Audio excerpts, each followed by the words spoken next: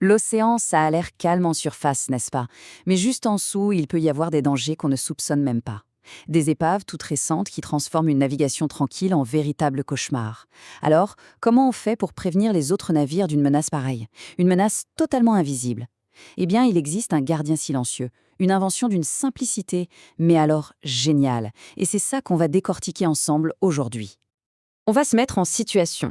Un navire vient de sombrer. Il n'apparaît sur aucune carte, aucun GPS ne le signale encore. Pour tous les autres bateaux qui arrivent, c'est un piège. Un piège invisible et une menace absolument immédiate. Forcément, face à ça, le défi est immense.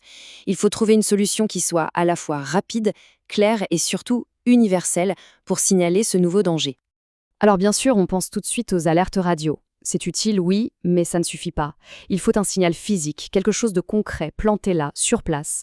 Le vrai défi, c'était donc de créer un avertissement visuel que n'importe quel marin, de n'importe quelle nationalité, parlant n'importe quelle langue, puisse comprendre instantanément. Et là voilà, la solution. Une bouée spécialement conçue pour ces situations d'urgence. C'est un peu le premier intervenant silencieux de l'océan. Son nom officiel, bouée d'épave en cas d'urgence, ça sonne très formel, très français. Et c'est exactement ce que c'est. Un outil de précision pensé pour les pires scénarios possibles en mer.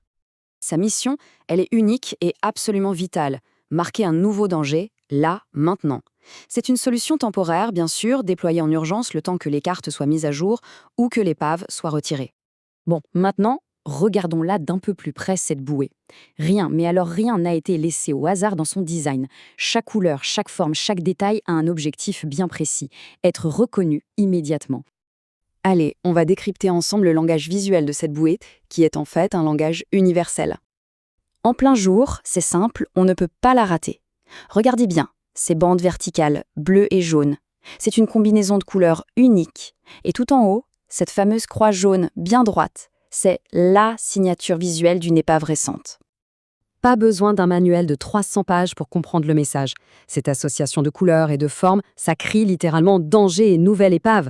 C'est un standard international et c'est ce standard qui sauve des vies. D'accord, ça c'est pour le jour. Mais la nuit, ou dans le brouillard, comment ça se passe? Le danger, lui, il est toujours là, bien présent. Et la solution pour le signaler est particulièrement ingénieuse. Quand la nuit tombe, la bouée s'éveille. Elle se métamorphose en une sorte de phare miniature, mais avec une signature lumineuse qui lui est totalement propre, que l'on ne retrouve nulle part ailleurs. Et tout le secret, il est là, dans le rythme et la couleur de sa lumière. Ce n'est pas un simple flash, non, c'est un véritable code, un code très précis, qui repose sur une alternance. Et le code, c'est bleu, puis jaune, bleu, puis jaune. Un éclat d'1 seconde pour chaque couleur, avec une toute petite pause d'1 demi-seconde entre les deux. Ce rythme si particulier, il est réservé exclusivement à cette bouée. Un marin qui aperçoit ça sait, sans nombre d'un doute, que l'épave se trouve juste en dessous. Bon, alors très concrètement, qu'est-ce qu'on est censé faire si on en croise une sur sa route?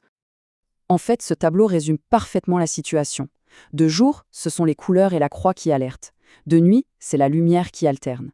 Mais dans tous les cas, le message est simple, clair et constant. Attention, le danger est ici, juste en dessous de moi. Et c'est vraiment le point le plus important à retenir. Contrairement à la plupart des bouées qui sont là pour guider, pour dire « passe par ici », celle-là, elle crie « stop ».